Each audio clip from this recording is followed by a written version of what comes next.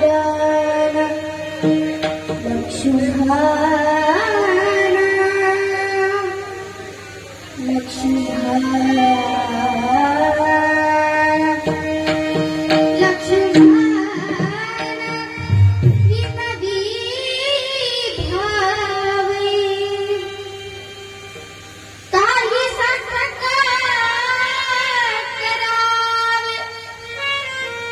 अनेक जन्म फिरता जाना जन्म प्राप्त करायला शिवाला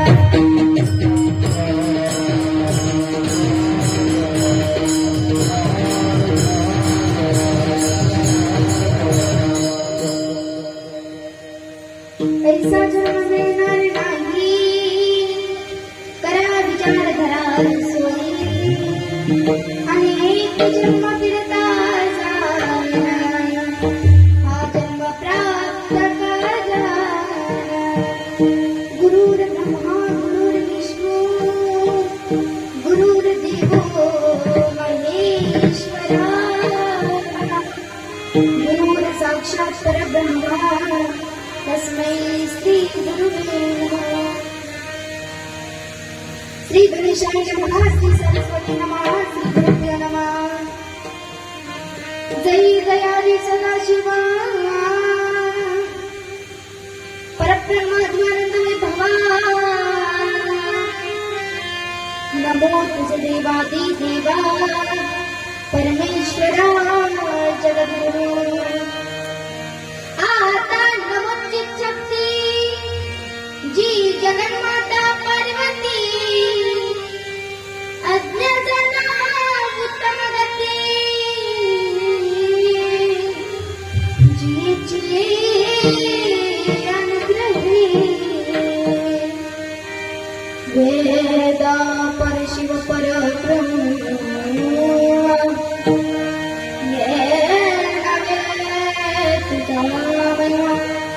सकल पूर्वीसी हेतु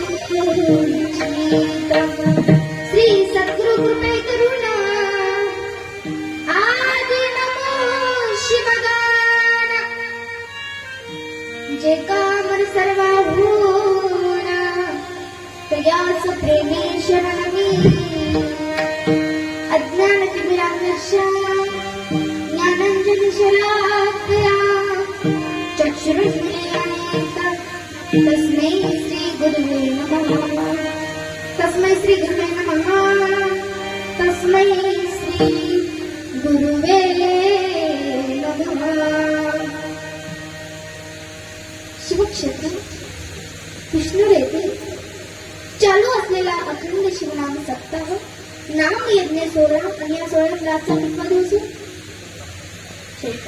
आणि या 4थ्या दिवसाची कीर्तन रूपी सेवेला सादर करण्या अगोदर अनंत कोटी ब्रह्मांडाचा मालक भगवान परमेश्वराच्या चरणी नतमस्तक होऊन शिवाच्या पंचमुखापासून उत्पन्न झालेले पंचाचार्य दिव्यक्रम ज्ञानाला साष्टांग दंडवत करून महान क्रांतिकारी जगज्योती महात्मा बसवेश्वर श्री संत शिरोमणी मन्मथ माऊली राष्ट्रगुरु तथा राष्ट्रसंत सद्गुरु शिवलिंग शिवाचार्य महास्वामीजी माझे गुरु सिद्धदास शिवाचार्य महाराज बेटमुगरीकर माझे कुलगुरु शिवानंद शिवाचार्य महाराज कमरूरकर यांच्याही त्यांनी अनंत कोटी प्रणिपात करून उपस्थित ज्येष्ठ स्वामी ज्येष्ठ शिव कीर्तनकार शिवकथाकार तसेच गायनाचार्य महाराष्ट्रातील प्रसिद्ध गायक आमचे जनार्दन काका बेंद्रेकर तसेच सकाराम काका आलेगावकर पांडुरंग काका मसूरकर आमचे आजोबा मारुती बाबा राजबिडकर पेटी वादक अच्युत काका आमचे अच्युत काका मुद्दम वादक लघु काका शिक्षिका आज 2 मोदक वादक आहेत एक आमचे लघु काका शिक्षिका आणि दुसरे आमचे ज्ञानू काका नायगावकर साऊंड सिस्टम वाले आता साऊंड सिस्टम वाले म्हणतील काय सगळ्यांचेच नाव घेतले पण आम्हालाच सांगितले सगळ्यात महत्वाचे साऊंड सिस्टम वाले नागराज काका बघा नागराज नाव पण आहे आणि त्यांनी नागाचे पण मित्र आहेत. आहेत का नाही काका? हा. बघा.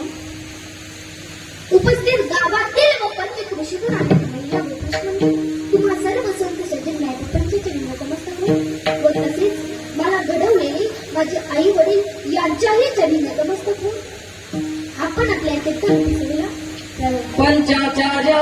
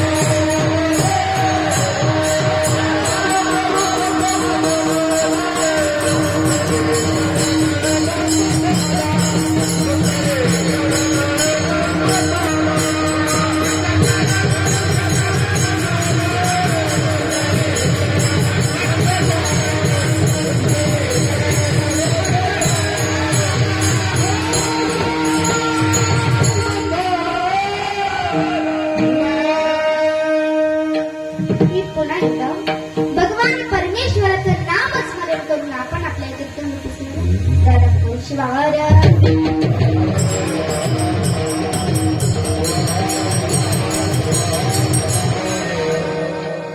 म्हणून आजच्या प्रस्तुत प्राप्त कीर्तन रूपी सेवेकरता निवडलेला अभंग संत श्रेष्ठ वैराग्याची महान मूर्ती वैराग्य मूर्ती महातपस्वी महात्यागी श्री संत लक्ष्मण महाराजांचा चार चरणांचा सर्वांच्या पाठी परिचय असलेला साधा सोपा चार चरण लक्ष्मण महाराजातला अभंग लिहिणारे श्री संत लक्ष्मण महाराज, अभंगाची रचना करणारे श्री संत लक्ष्मण महाराज. म्हणून आपण त्यांच्याबद्दल अल्पसा पर्याय असा जाणून घेऊ. जालना जिल्ह्यातील परतूर तालुक्यातील धोकरदोडी आष्टे येथील श्री संत लक्ष्मण महाराज यांच्या पिताचे नाव कृष्ण अप्पा व त्यांच्या आईचे नाव बजाबाई यांच्या पोटी 1730 रोजी लक्ष्मण महाराजांचा जन्म झाला. लक्ष्मण महाराजांना लहानपणापासूनच भक्ती मार्गाची ओढ व जगद्गुरु जीवनामध्ये जगद्गुरु परिस्थितीचा आशीर्वाद प्राप्त करून श्री संत लक्ष्मण महाराजांनी अभंग लिहिण्यास सुरुवात केली. आता श्री संत लक्ष्मण महाराजांची अभंगाची आठवणी करत असताना काही लोक म्हणतात श्री संत लक्ष्मण महाराजांनी केवळ 4,500 अभंग लिहिले. काही लोक म्हणतात 5,000 लिहिले, काही लोक म्हणतात 8,000 लिहिले. पण तुमच्या आमच्या परिचयात केवळ 4,500 गाथा जर प्रकाशित असेल तर लक्ष्मण महाराजांनी अनेक अभंग लिहिले का नाही? आम्हाला नाम चिंतन करायला सुद्धा वेळ मिळत नाही. बघा असं खूप चालू होतं. म्हणजे इकडे यायचं कृष्णला एक 70 वर्षाची आजीबाई मला भेटली. 70 वर्षाची आजीबाई मला भेटली. डोक्यावर चष्मा होता, हातात काठी होती. निघाली आणि आमच्या गाडी समोर आली. मी त्या आजीबाईला विचारलं, नाही तुम्हाला कुठं जायचं? ती म्हणली मला कृष्णला जायचं.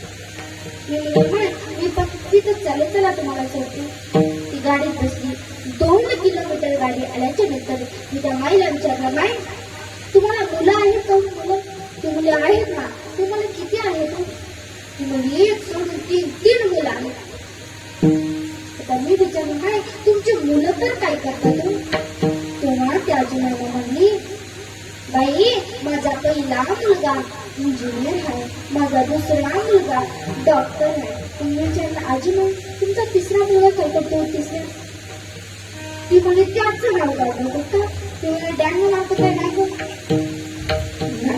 जुगार ते पण नाही, पॉकेट मनी ते पण नाही. मग विचारलं आजी म्हणाल तुमचा तिसरा मुलगा करतोय तरी करतोय काय? तेव्हा त्या आजीबाईने सांगितलं बाई, माझा तिसरा मुलगा तुझ्यासारखं रोजचे गाव कीर्तन म्हणत बोंबलत फिरतो. तेव्हा मला कळालं की मी रोजचे गाव कीर्तन म्हणत बोंबलत फिरतो. शिवार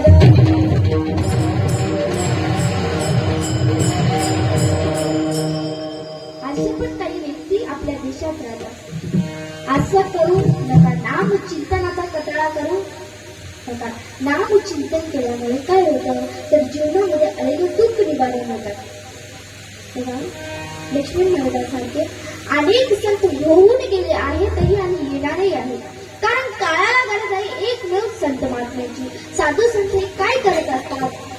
सामान्य मनुष्याला जीवन जगण्याची दिशा किंवा मार्ग रस्ता चुकलेल्या व्यक्तीला रस्ता दाखवून देण्याचं काम एकमेव संत महात्मे करतात. आणि त्याचपैकी लक्ष्मण महाराजांसारखे अनेक संतांनी अनेक प्रकारचे अभंग लिहिले, ग्रंथ लिहिले. आता संतांनी अभंग लिहिले, ग्रंथ लिहिले म्हणजे त्यांना काही कामधंदे नव्हते का? संतांना कामधंदे नव्हते का? संतांना संसार नव्हता का? एक लक्षात घ्या, ज्याप्रमाणे तुम्हाला कामधंदे आहेत, ज्याप्रमाणे तुम्हाला संसार आहे, त्याच पद्धतीने संतांना सुद्धा संसार होता. पण गंमत अशी आहे, संतांनी संसाराचा त्याग केला आणि आम्ही मात्र संसारामध्ये गुंतलो. आता संतांनी संसाराचा त्याग केला याचा अर्थ आम्ही संसार सोडून द्यायचा का? तर आजच्या कीर्तनामध्ये जर मी सांगितलं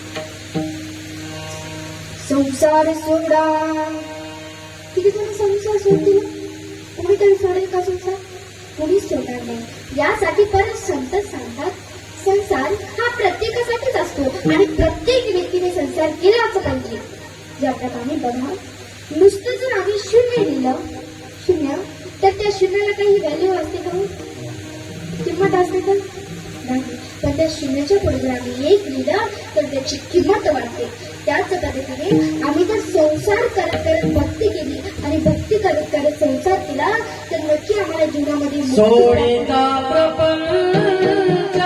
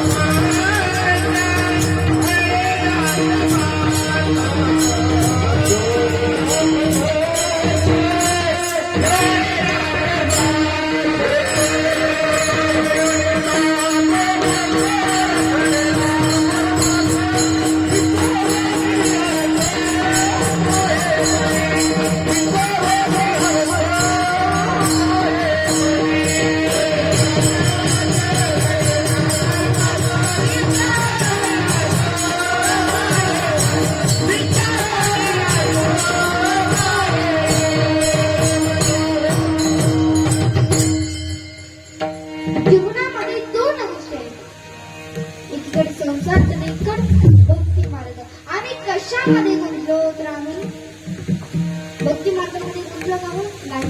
आम्ही आमच्या असा रूपी संसारामध्ये गुंतलो. का गुंतलो? आता संसारामध्ये गुंतलेल्या प्रत्येक व्यक्तीला वाटत असतं माझ्या जीवनातलं सुख, माझ्या जीवनातला आनंद हे माझ्या संसारामध्येच आहे. पण संत ते वर्णन करतात, मला संसारच कसा आहे? पाहा पाहा हो संसार, पाहा पाहा हो संसार.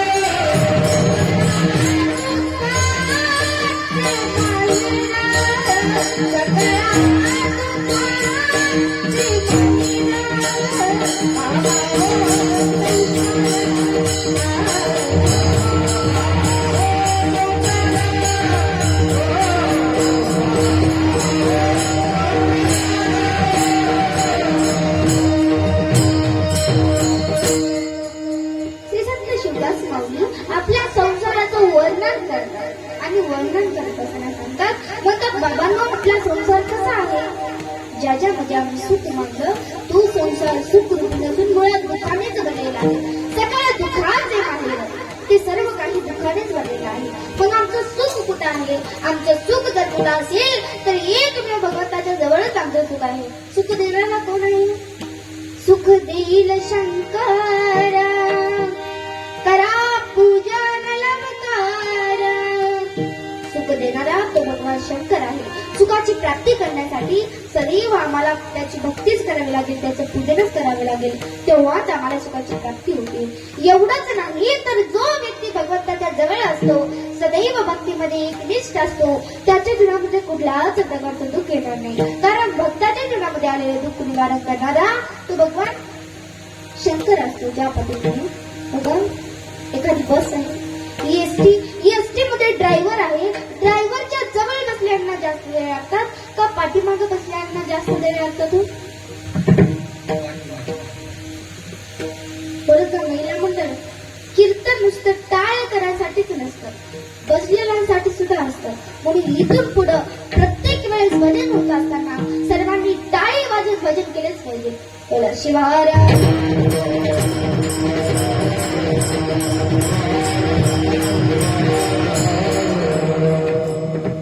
ड्रायव्हरच्या जवळ बसल्यांना कमी वेळ लागतात आणि लांब बसल्यांना जास्त वेळ लागतात. त्याच पद्धतीने आमचा ड्रायव्हर म्हणजे भगवान शिव.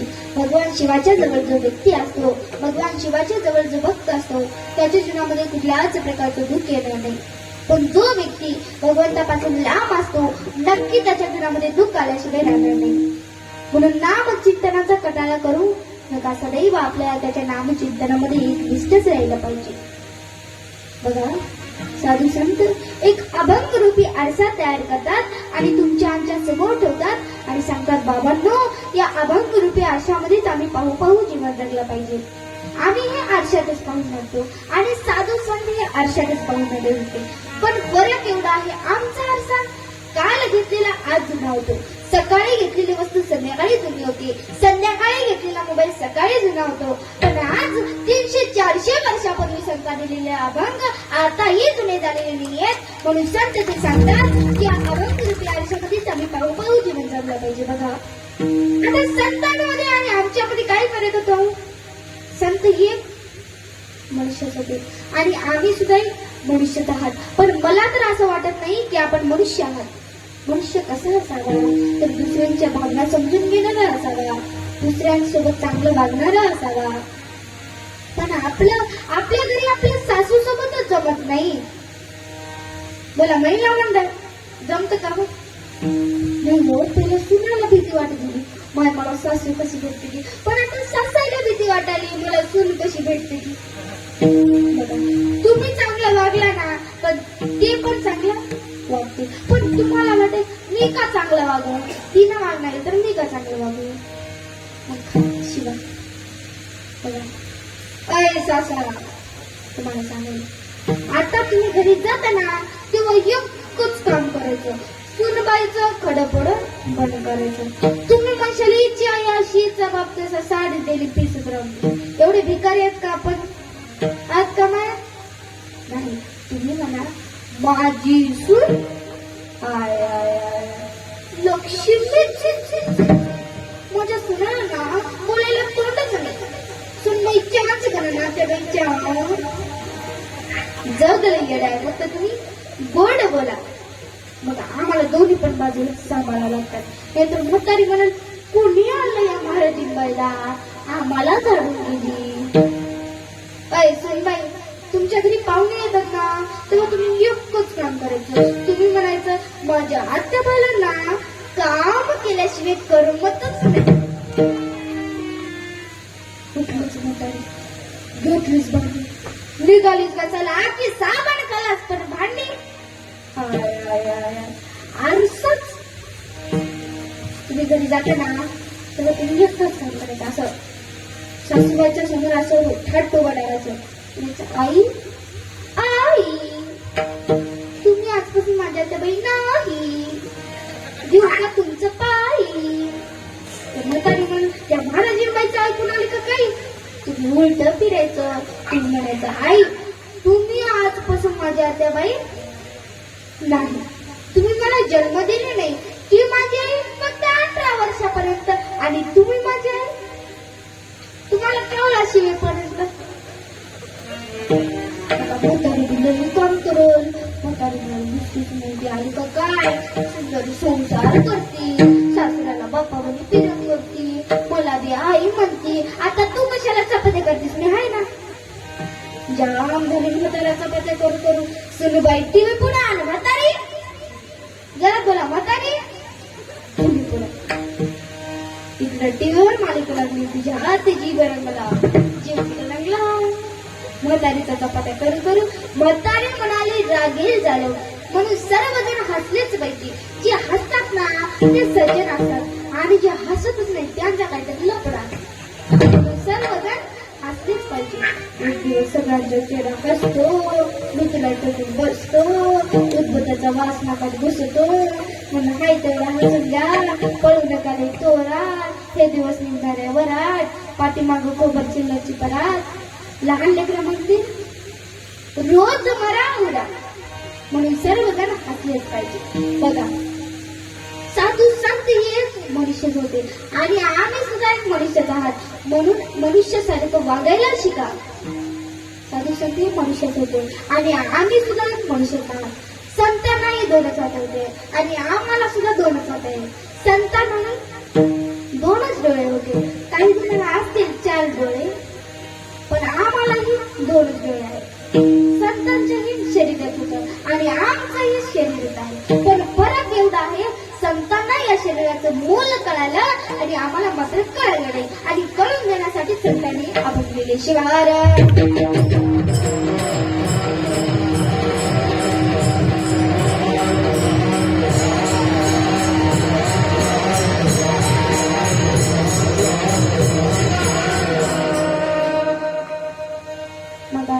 आपण खूप भाग्यवंत आहात, कारण आशय संतांच्या सानिध्यामध्ये तुमचा आमचा जन्म झाला. आपला देश पुण्यवंत आहे, आपल्या देशाची संस्कृती श्रेष्ठ आहे. इतर देशाची संस्कृतीमध्ये आणि आपल्या भारतीय संस्कृतीमध्ये काय फरक आहे? इतर देशाची संस्कृती काय म्हणते आणि आमची भारतीय संस्कृती काय म्हणते? बघा, इतर देशाची संस्कृती म्हणते राहा तर बिल्डिंग सारख्या घरात राहा. राहा तर बिल्डिंग सारख्या घरात राहा, खा हॉटेलचं खा, आणि मरा तर हॉस्पिटल मध्ये मरा म्हणणारी संस्कृती बाह्य देशाची आहे. आमची भारतीय संस्कृती काय म्हणते? राहा तर मंदिरासारख्या घरात राहा, खा तर आमच्या बाईच्या बहिणीचा प्रसाद खा, आणि मरा तर देशासाठी धर्मासाठी मरा म्हणणारी संस्कृती आपल्या भारत देशाची आहे. आणि खरंच देशासाठी धर्मासाठी मरणारे तर महापुरुष सुद्धा आपल्या भारतात होऊन गेले. अहो, भगतसिंग, राजगुरू, सुखदेव हे देशासाठी फासावर चढले, आणि फासावर चढत असताना सुद्धा हसत हसत फासावर चढले. हो, ज्या वेळेस भगतसिंगाला एका महिन्याच्या नंतर फाशीची शिक्षा होती, भगतसिंगची मरणार होते, त्यावेळेस भगतसिंग दररोज व्यायाम करत असायचे. एका दिवशी भगतसिंगजी व्यायाम करत असताना एका व्यक्तीने भगतसिंगाला पाहिलं आणि पाहिल्याबरोबर तो व्यक्ती भगतसिंगाच्या जवळ गेला आणि म्हटला, भगतसिंगा, तुला एका महिन्याच्या नंतर मरायचं आहे, तुला एका महिन्याच्या नंतर फाशीची शिक्षा आहे, तर तू दररोज व्यायाम का करतोस? त्याला भगतसिंगजी सांगू लागले, बाबा रे, तुम्ही कोण आहात हे मला काही माहिती नाही, तुमचा जन्म कुठे झाला हे मला काही माहिती नाही, मात्र मी या भारत देशाचा आहे. पण हा देश कसा आहे? पुण्यवंत आहे. बघा, एक कवीनं सुंदर वर्णन केले या देशासाठी जीव टाकणाऱ्या महान पुरुषांची. चिठ्ठी न चिट्ठी न कोई संदेश, जाने वो कौन सा देश, जहाँ तुम चले गए, इस दिल पे लगा के जाने वो कौन सा देश, जहाँ तुम चले गए, चिट्ठी न कोई संदेश, जाने वो कौन सा देश, जहाँ तुम चले गए, जहाँ तुम चले गए.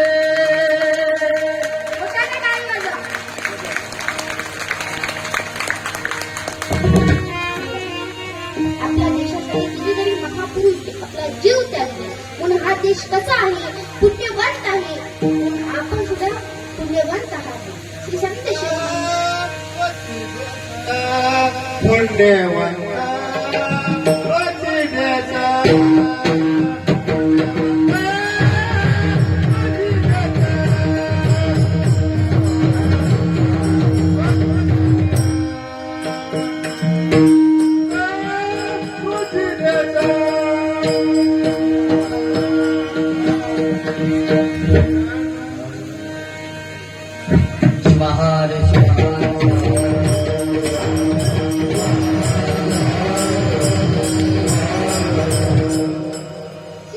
शिरोमणी मनमत माऊली आपल्या देशाचं वर्णन करतात आणि वर्णन करत असताना म्हणतात, बाबांनो, हा देश कसा आहे? पुण्यवंत तोची देश केला वास शिव भक्ती. हा देश कसा आहे? पुण्यवंत आहे. मग त्या ठिकाणी भगतसिंगाला त्या व्यक्तीने प्रश्न विचारला, म्हटलं, बाबा रे, तुला एका महिन्याच्या नंतर फाशी शिक्षा आहे, तू मरणार आहेस का तू दररोज व्यायाम काय करतोस? तेव्हा भगतसिंगजी उत्तर देतात, म्हणतात, बाबाने, तुम्ही कोण आहात हे मला काही माहिती नाही, तुमचा जन्म कुठे झाला हे मला काही माहिती नाही, मात्र मी एका महिन्याच्या नंतर मी मरणार नसून, वकील लक्ष द्या, एका महिन्याच्या नंतर मी मरणार नसून माझा हा पुष्परूपी देह मी माझ्या भारत मातेला समर्पित करणार आहे. म्हणजे किती महापुरुष आपल्या भारतातून होऊन गेले, आपल्या भारतासाठी आपला जीव त्यागले. म्हणून तुमचा आमचा देश कसा आहे? पुण्यवंत आहे, भाग्यवंत आहे. तुमच्या आमच्या भारत देशामध्ये साधू संतांचा तर आदर गौरव केला जातो. महत्वाचं म्हणजे स्त्रियांचा सुद्धा आदर गौरव केला जातो. म्हणून मी अभिमानाने सांगते, पूर्वीच्या काळामध्ये ज्या मातेला फक्त 4 भिंतीचा आतच राहण्याचा हक्क होता, आज तीच माता पुरुषाच्या खांद्याला कार्य करते. प्रत्येक क्षेत्रामध्ये महिला पुढं, भांडणाच्या पण क्षेत्रामध्ये महिला या अगोदर पुढं. भांडण म्हणलं आपल्याला हे होऊ लागले, आपल्या भांडण नसून पण आपण पुस्तकामध्ये, म्हणजे भांडणाच्या पण क्षेत्रामध्ये महिला पुढं. काही दिवसापूर्वी पेपरावर प्रश्न आला होता, प्रत्येक क्षेत्रामध्ये महिला पुढं, पण एसटी चालवण्याचा ड्रायव्हरच नाही. पण आता तो सुद्धा लागू झालेला आहे. पण मी तर या प्रश्नाचं उत्तर असं देते, जरी माझी माता, जरी माझी आई एसटीचा जरी ड्रायव्हर नसेल तर आमच्या घराचा ड्रायव्हर आहे. कारण घरामध्ये कसे संस्कार करायचे, घरामध्ये देव जन्माला आणायचं का राक्षस जन्माला आणायचं हे केवळ आमच्या मातीच्या हातामध्ये असते. सांगण्याचा उद्देश प्रत्येक क्षेत्रामध्ये महिला पुढं, प्रत्येक क्षेत्रामध्ये मुलगी पुढं. पण आता एवढं मुलगी पुढं असताना सुद्धा प्रत्येक व्यक्तीला वाटत असतं मुलगी नकोय, मुलगाच हवा. मी कित्येक ठिकाणी पाहिलं, मुलासाठी नाही नाही तर देवाला नवस करतात, म्हणतात देवा मी तुला एक नाही तर दोन भंडारे करतो पण मला एक मुलगा होतो. पण असं कोणी म्हणतं का हो, देवा मी तुला भंडारे करतो पण मला एक मुलगी होऊ दे म्हणते. पण म्हणणारे लोक खूप कमी आहेत. पण मुळात म्हणजे अशी भेदभाव करणारी संस्कृती तुमच्या आमच्या भारत देशाची नाही आहे. आमची संस्कृती कशी आहे तर आमची संस्कृती श्रेष्ठ आहे, पवित्र आहे, पावन आहे. म्हणून तुम्ही आम्ही सुद्धा पुण्यवंत आहात आणि अशाला पुण्यमंदिराच्या जीवनामध्ये पुण्यवंत तोचे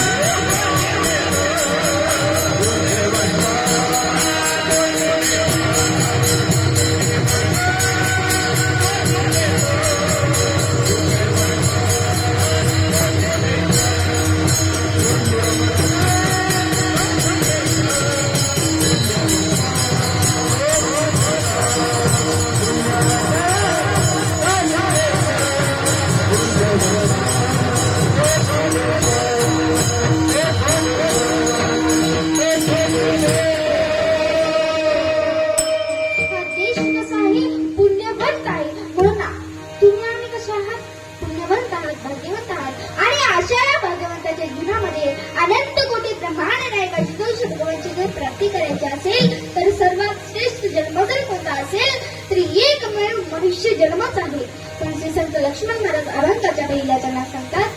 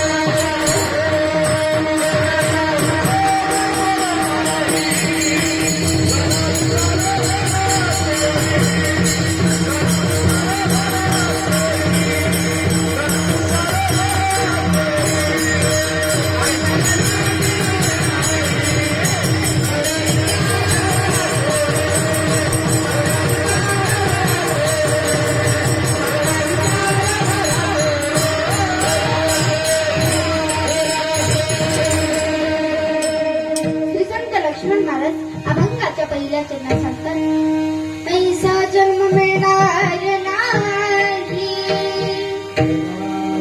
विचार करा सोयी असा हा मनुष्य जन्म विचार आम्हाला परत परत मिळेल का हो? हं? आपल्याला हा जन्म परत मिळेल याची गॅरंटी आहे का? नाही. आणि या विश्वामध्ये अनेक जीव आहेत. अनेक जीवांपैकी सर्वात श्रेष्ठ जन्म जर कोणता असेल तर मनुष्य जन्म आहे. मानवाचा जन्म मानवाचा जन्म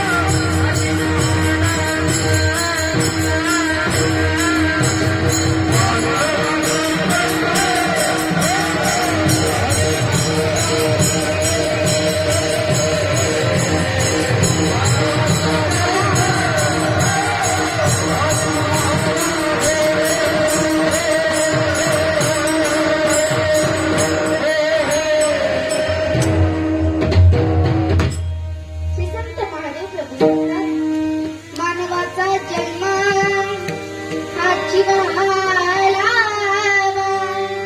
उपाय सुलभ सापडला. आता इतर जीवांमध्ये आणि मानवी जीवांमध्ये काय फरक आहे? इतर जीवांपेक्षा जास्त किंमत मनुष्य जीवाला आलीही खरी, पण कुठपर्यंत आहे? जोपर्यंत आम्ही जिवंत आहात तोपर्यंतच आम्हाला किंमत आहे, आणि जोपर्यंत आम्ही जिवंत आहात तोपर्यंतच आम्ही सुद्धा भक्ती करू शकतो आणि भक्तीच्या माध्यमातून या जीवनाला मोक्षाची प्राप्ती करून घेऊ शकतो. आता हा मनुष्य जन्म आम्हाला परत मिळेल याची गॅरंटी नसते. म्हणून मिळालेल्या जन्मामध्ये माऊली फक्त एकच करायला सांगतात, एकच करायला सांगतात, करा विचार धरा सोयी. आता विचार करण्याचे अनेक प्रकार आहेत. अनेक प्रकारांपैकी महत्वाचे दोन प्रकार, एक कुविचार तर एक सुविचार. कुविचाराला नष्ट करून सदैव आम्ही सुविचारच केला पाहिजे. का केला पाहिजे? कारण सुविचार हे राष्ट्रीय एकात्मतेचं प्रतीक आहे. हे प्रतीक जोपासण्यासाठी केवळ आम्हाला सुविचाराचीच गरज आहे. बघा, सर्वांनाच वाटतं की माझ्या जीवनाचं चांगलं व्हावं. चांगलं व्हावं म्हणणारे खूप लोक आहेत, मात्र चांगलं करणारे खूप कमी आहेत.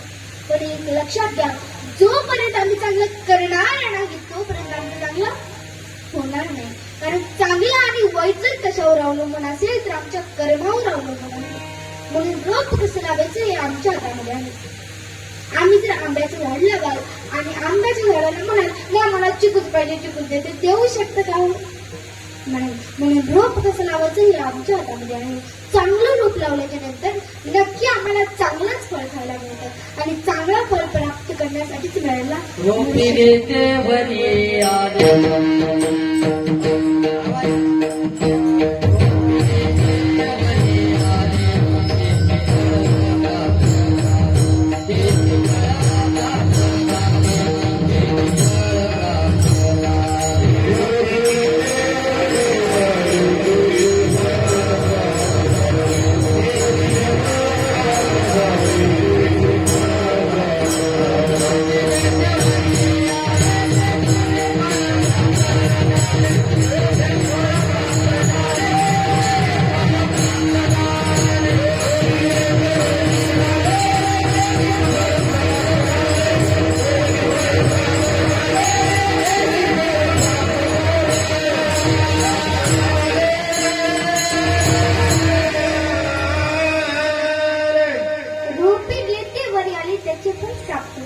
आपण जसं रोप लागावे तीच वर येईल आणि त्याच्याच फळ आम्हाला खावं लागतं.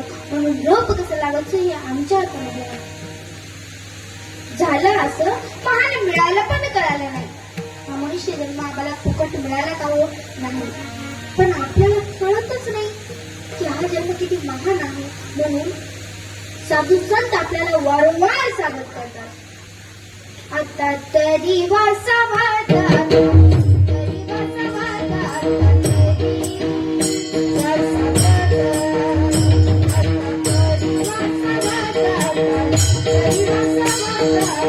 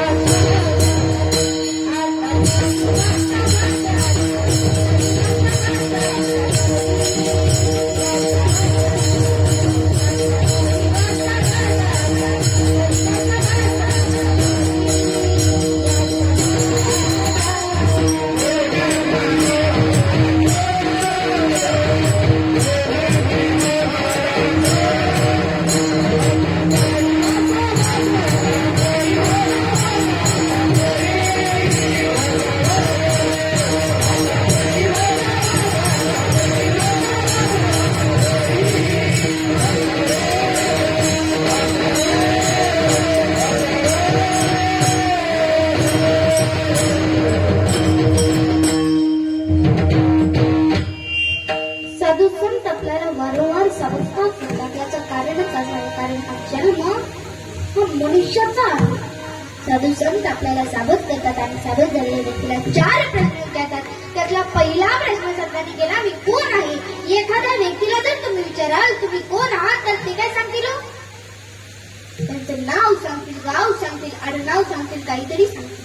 एखाद्या पोलिसाला जर तुम्ही विचाराल तुम्ही कोण आहात तर ते काय सांगतील? मी एक पोलीस आहे.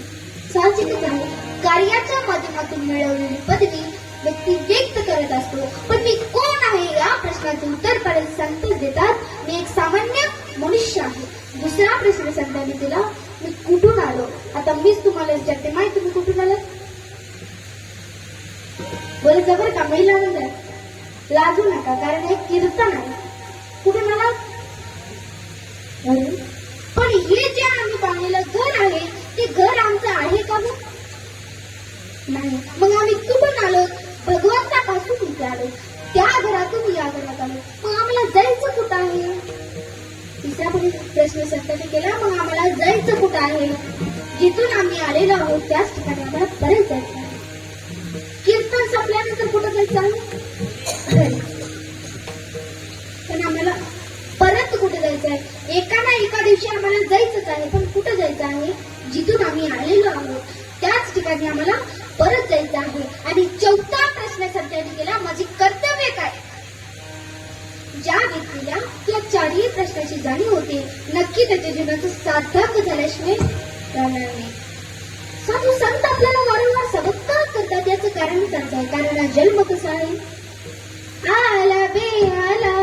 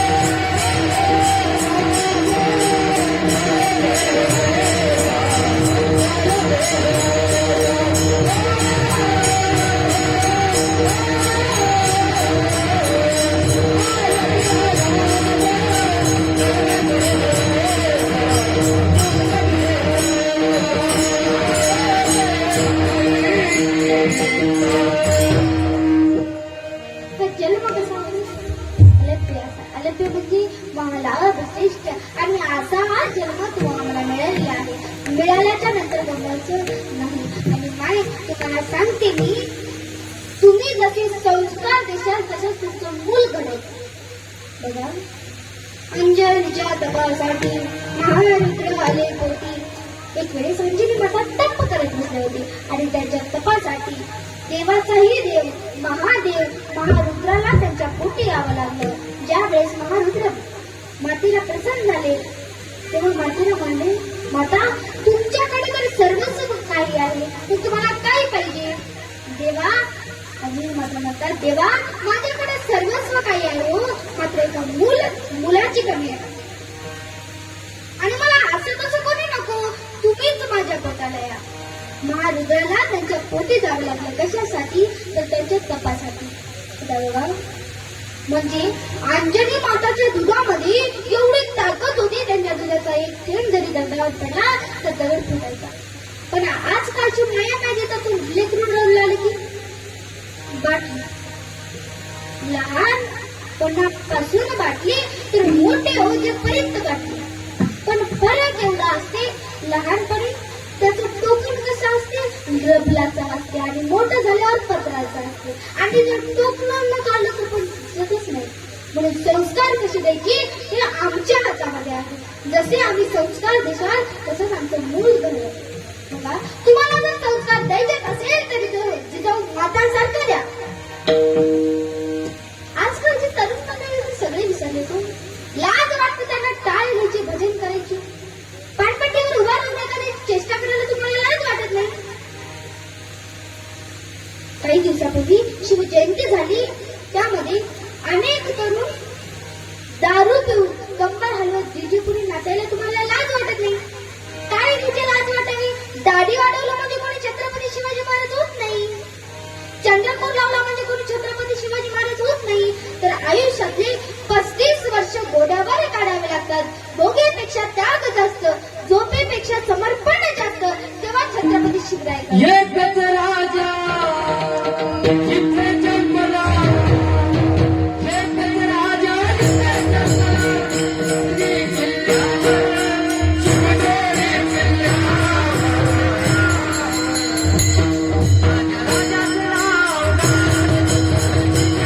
किल्ल्यावर. माझ्या राजाचं नाव माझ्या देवाचं नाव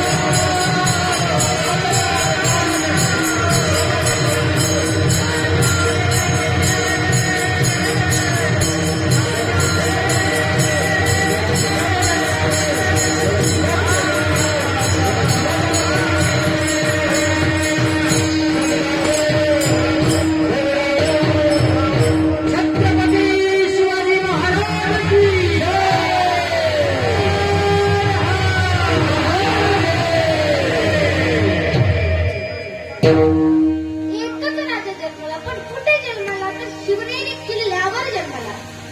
माझ्या देवाचं, माझ्या राजाचं नाव झालं ते गड किल्ल्याच्या दगडावर.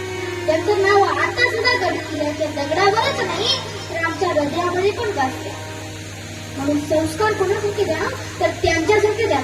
शिवाजी, छत्रपती शिवाजी महाराज म्हणजे एखादी भूमिका नाही स्टेजवर साजरी करायची, अभिनय नाही तो.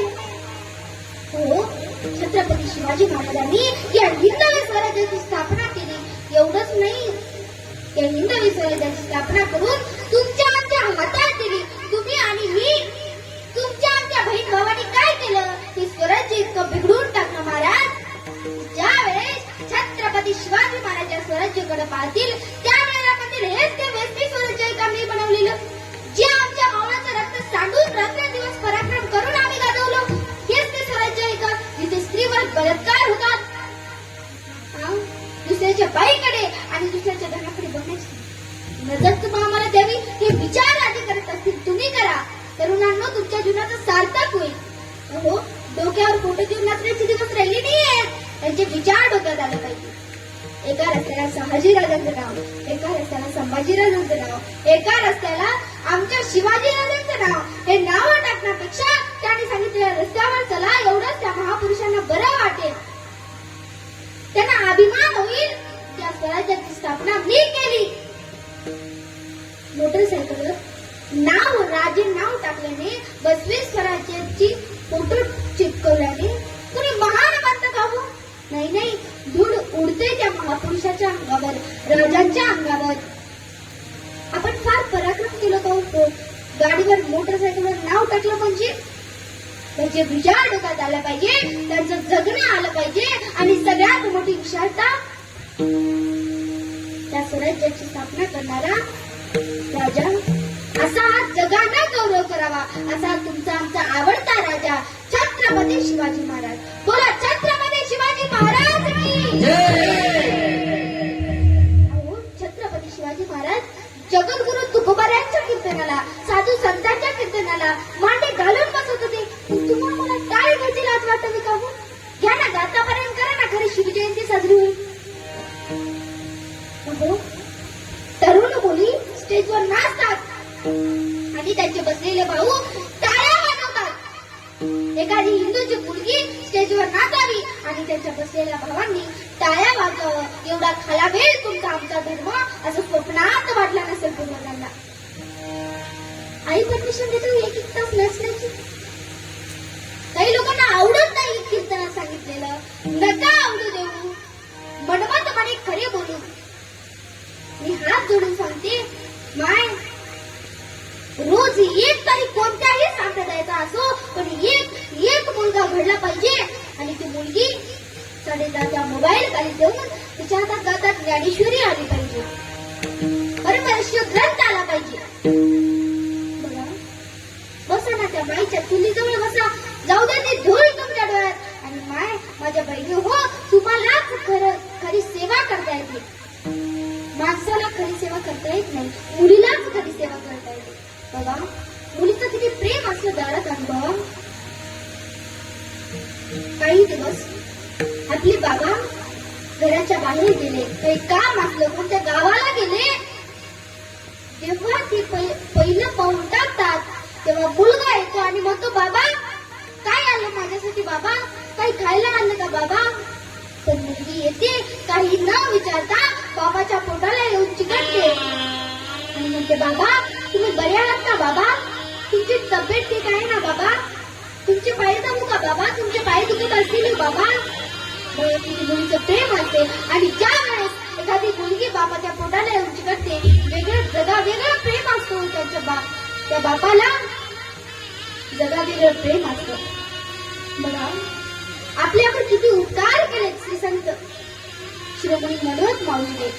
कारण हा परमर्षीय ग्रंथ मराठीतून लिहिलेला, 56 भाषेचा केलाशी गौरव, एवढा भाषा येत असून सुद्धा परमर्षीय ग्रंथ लिहिण्यापेक्षा मराठीच निवडावी, किती उपकार केले. पण काही लोक हे परमर्षीय ग्रंथ वाचत नाही, म्हणून तोटे तर एवढे वाहिले, काही घरातली मुलगी पळून चालली. तुम्हाला लाज नाही वाटत काय? तुम्हाला दया नाही आली त्या बापाची? अहो, ज्या व्यक्तीने टोपीतली इज्जत उपाशी राहून कमवली, धूळच मिळवली एका मिनिटात मुलीने. असं करू नका. आता कोण सांगेल तिला?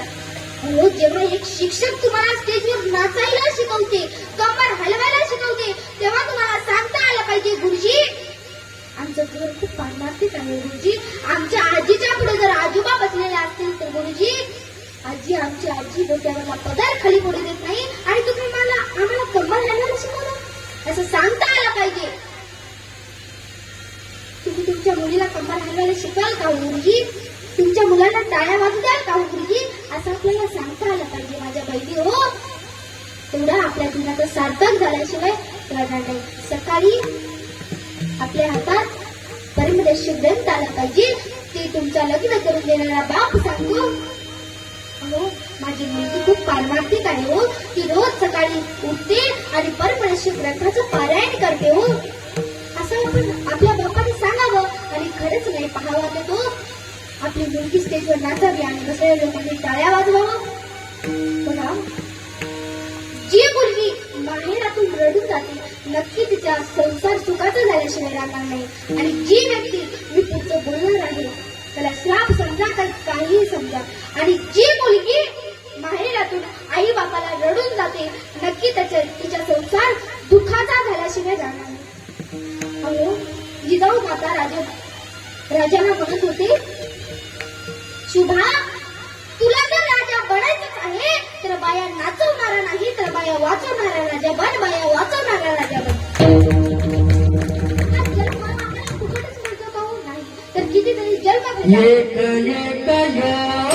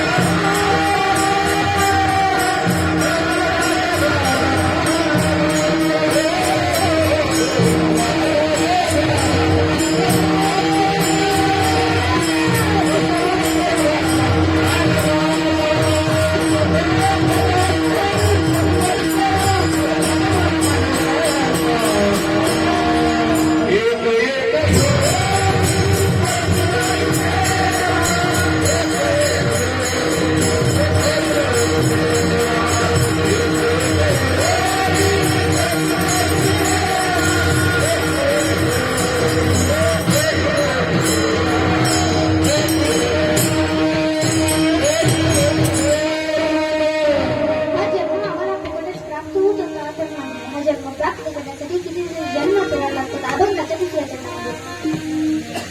अनेक जन्म फिरता जाना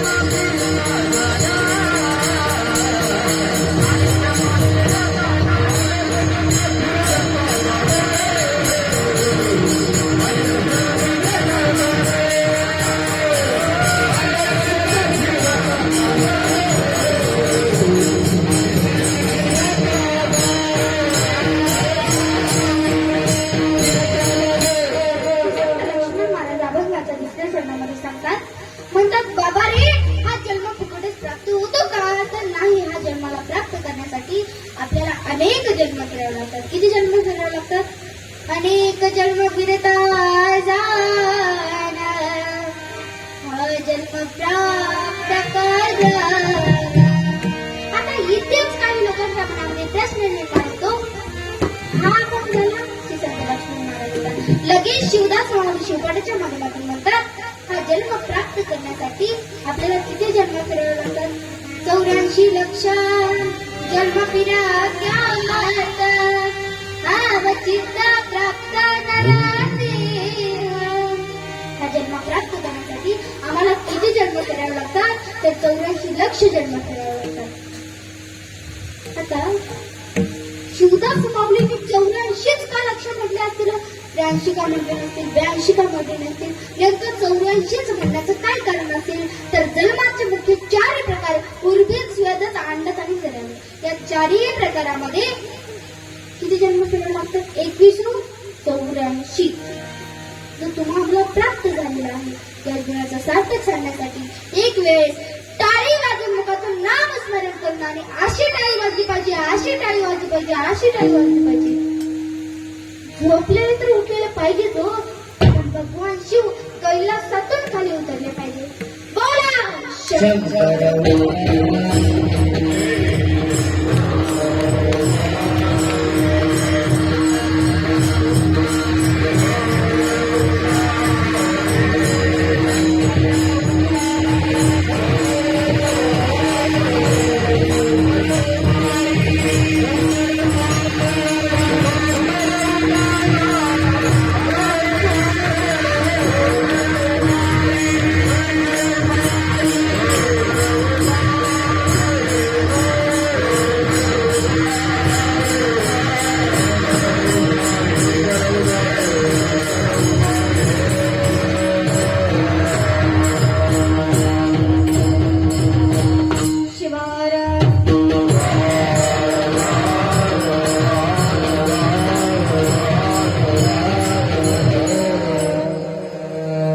पैसा जन्म मिळणारे नाही, करा विचार धरा सोयी. अनेक जन्म फिरता जाना हा जन्म प्राप्त करा. अभंगाचा पूर्वार्ध संपलेला आहे. तर आता आपण उत्तरार्धाकडे वळू आणि उत्तरार्धाकडे वळत असताना श्री संत लक्ष्मण महाराज तुम्हाला आम्हाला एक उपदेश करतात. म्हणतात, बाबा नो, आपल्याला हा जन्म मिळाला, पण हा जन्म कसा आहे? नर जन्म जळा वरील तरंग सखा उमा रंग जवळी करा. नर जन्म म्हणजे पाण्या पाण्यावरचा बुडबुड आहे. आणि या जीवनामध्ये, या जगामध्ये आमचं सख जर कोण असेल तर एक म्हणजे भगवान शिवनाच आमचा काका आहे. आणि त्याच्याशीच आम्ही संबंध जोडले पाहिजे, त्याच्याशीच मैत्री साधली पाहिजे. म्हणून श्री संत लक्ष्मण महाराज अभंगाच्या तिसऱ्या चरणामध्ये सांगतात, करी सोयीता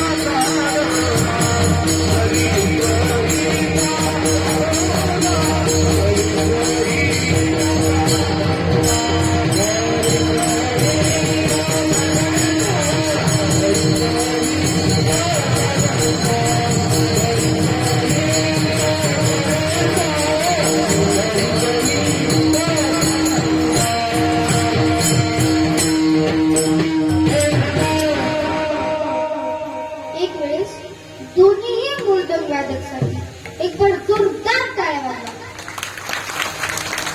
असं वाटतं आपलं बोलणं बंद करावं आणि आमचे मृदंगच चालू करावं, एवढं गोड वाजवायला ते.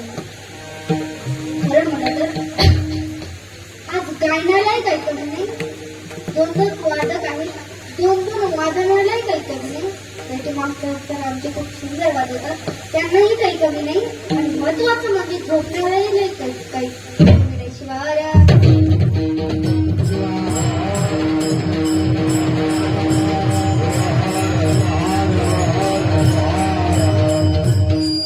संत लक्ष्मण महाराज अभंगाच्या तिसऱ्या चरणामध्ये म्हणतात, करी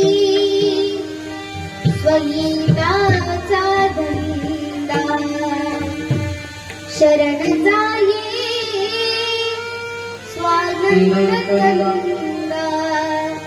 संगीताचा धंदा करण्यासाठी आम्हाला कुणाला शरण गेलं पाहिजे तर स्वानंद कंदाला शरण गेलं पाहिजे. काय शरण गेलं पाहिजे? कारण जीवन जगणारे आम्ही आहात, पण आम्हाला जगवणारा तो भगवान शंकर आहे. आमच्या जीवनाची चित्र दोरी जर कोणाच्या हातामध्ये असेल तर एक भगवान शिवाच्या हातामध्ये आहे. बघा, जीवनामध्ये दोन गोष्टी आहेत, एक तर सार तर दुसरीकडे आसार.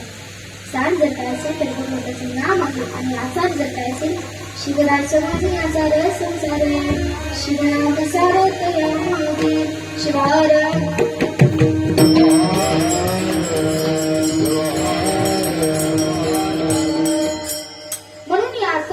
संसारामध्ये आम्ही जास्त न गुंतता आम्ही नामामध्ये गुंतलं पाहिजे. का गुंतलं पाहिजे? कारण नाम हे आमच्या जीवनाचा सार्थ करणारं साधन आहेच हो, पण नाम हेच आमच्या जीवनाची खरी संपत्ती आहे. साधू संतांनी सांगितलं कशाप्रकारे आणि आम्ही संपत्ती कशाप्रकारे बघा.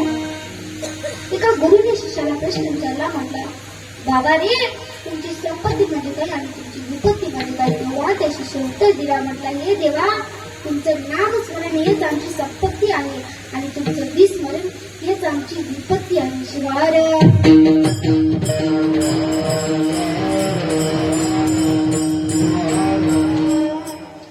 म्हणून आम्हाला जीवनामध्ये एवढी संपत्ती कमवायची, एवढी संपत्ती कमवायची, एवढी संपत्ती कमवायची, जे संपत्ती आम्ही आमच्या अंतिम टोकापर्यंत देऊ शकतो. आणि अशी जर संपत्ती कोणती असेल तर तुमचं नाव आहे.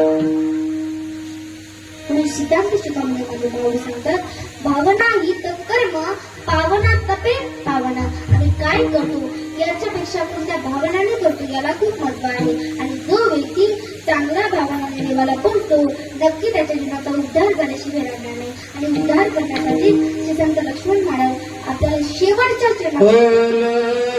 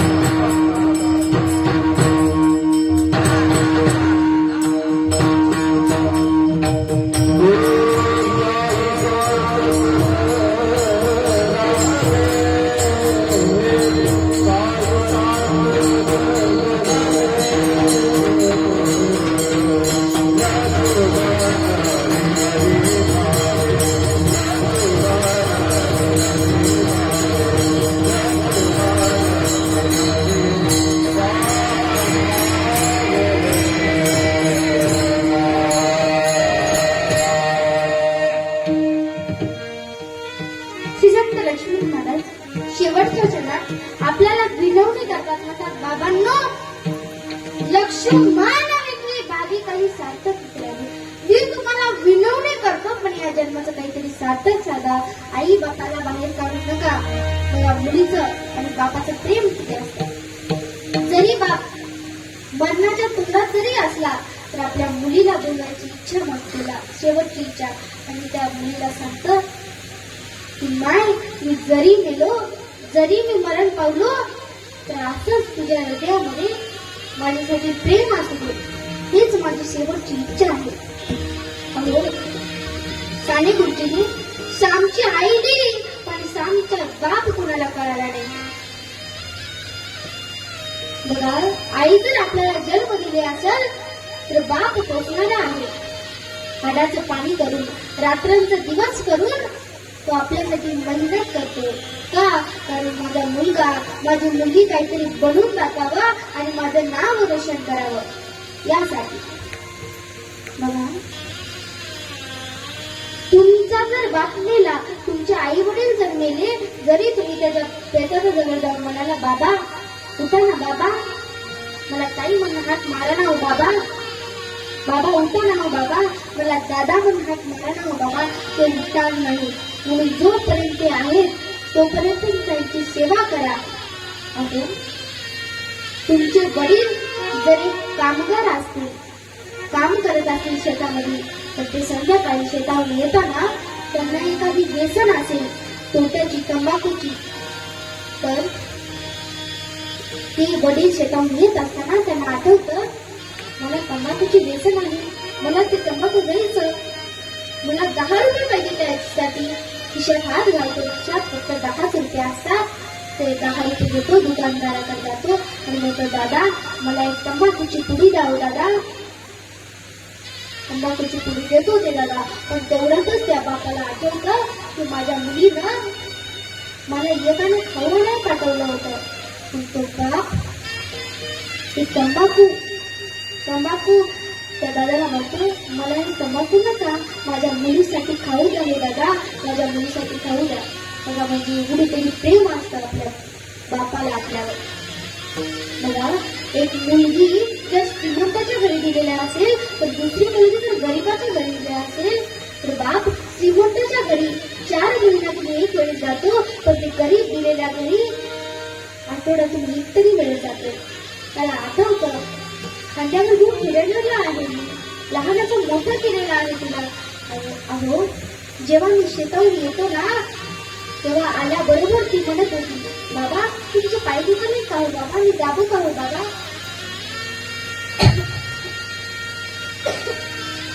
जेवण करत असताना सांगत होती, बाबा तुम्ही पोटभर जेवण करा बाबा, आणि माझा जर डबा घरी विसरून यायला असला तर माझ्या मागं धावत येत होती आणि म्हणत होती, बाबा हे ग डबा, तुम्ही उपाशी राहशाल का बाबा, तुम्ही डबा कसा विसरून गेला. असं मागे पळू येऊ. बघा, दसऱ्याचा सण आला, उद्या दसऱ्याचा सण, आणि आज बाप कामावर गेला, काम करू लागला, पण त्याची पगार आली नव्हती. तर बाप दुकानात गेला आणि म्हणाला, दादा उद्या दसऱ्याचा सण आहे हो दादा, आणि आमच्या घरात मला पण आमच्या लेकराला पोळी खाऊ घालायची आहे दादा, मला डाळ आणि दूध द्याल का हो दादा. उदारी मी जशी पगार आली तशी तुम्हाला परत करेल दादा पैसे. पण तो दुकानदार उदारी दिला नाही. त्याच्या डोळ्यात खळप पाणी आलं. त्याच्यासोबत घरी गेला आणि आपल्या छोट्या मुलीला जवळ बोलून घेतला आणि डोक्याला हात दिला. बाळा, आपल्या घरी कोणी होणार नाही बाळा. मुलगी म्हणाली, काय नाही होणार बाबा, माझे मित्र मैत्रिणी सगळे पोळी खायचे बाबा उद्या, आणि मला नवीन कपडे पण नाही आणि पोळी पण नाही का हो बाबा. बाबा तुम्ही काही करा बाबा, मला पोळी पाहिजे हो बाबा. असं म्हणतो. बाबाच्या डोळ्यात खळप पाणी येतं. दुसऱ्यांचे मुलं, लोकांचे मुलं पोळ्या खातील, लोकांचे मुलं नवीन कपडे लावतील, पण माझ्या घरी कुणीच पोळी बी खाणार नाही आणि कुणीच नवीन कपडेही लावणार नाही. अहो, बापाच्या पायात फाटकी चप्पल असते, तर लेकीच्या पायात 2-2 हजाराचे बुट सॉक्स असतात. बापाच्या अंगात फाटलेला कपडा असतो, तर मुलाच्या अंगात 4-4 हजाराचा नवीन ड्रेस, फॅशन आलेला ड्रेस असतो. बघा किती लाड करते आपल्याला बाप. अहो, त्या दसऱ्याच्या सणाच्या दिवशी तो बाप आपल्या मालकाकडे जातो. मालिक म्हणतो, बाळा आज तर तुझी सुट्टी आहे ना, तू कामाला जाऊन आलास. तो बाप तेव्हा म्हणतो, मालक मी एक पाय घेणार नाही आता, तर माझी एक आहे मालक. मी कोपऱ्यापासून हात जोडून सांगतो मालक, प्लीज माझी एक अट माना हो मालक, स्वीकार करा हो मालक. मला जाताना 4-5 पोळ्या द्या हो मालक. मी सकाळपासून ते 2 वाजेपर्यंत काम केले मालक. सकाळपासून ते बाप काम करत राहिला. 2 वाजले, त्याचं काम पूर्ण झालं. तो मालकाच्या घरी गेला. म्हणाला, मालक मला 4-5 पोळ्या द्या ना हो मालक. मालक 4-5 पोळ्या बांधून त्या वडिलांच्या हातात ठेवला. त्याच्या डोळ्यात भरपूर पाणी आलं. ते मालक म्हणाला, आता कशाला रडतोस तो बाळा? तुला तर मी दिले ना पोळी, आता तू कशाला रडतोय? तेव्हा ते सांगतो, मालक मी बघा दुःखाचे पहिलं डोळ्यात पाणी होतं, पण हे सुखाचं पाणी आहे हो मालक. आज माझ्या लेकराला खायला पोळी भेटेल मालक, खायला पोळी भेटेल मालक, आणि नवीन कपडे पण मी आणतो मालक.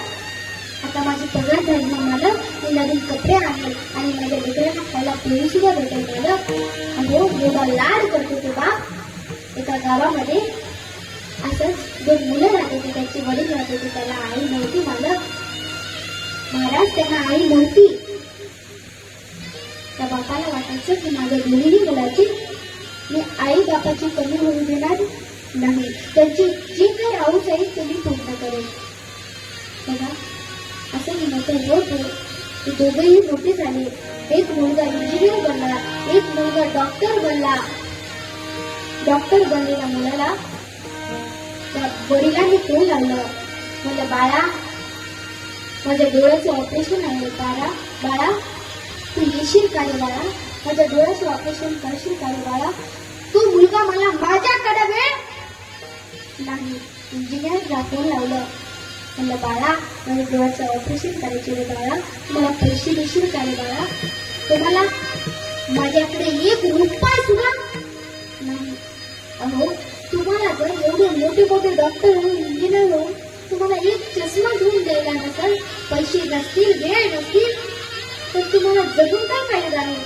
तुम्ही जोपर्यंत असाल तोपर्यंत आईवडिलांची सेवा करा.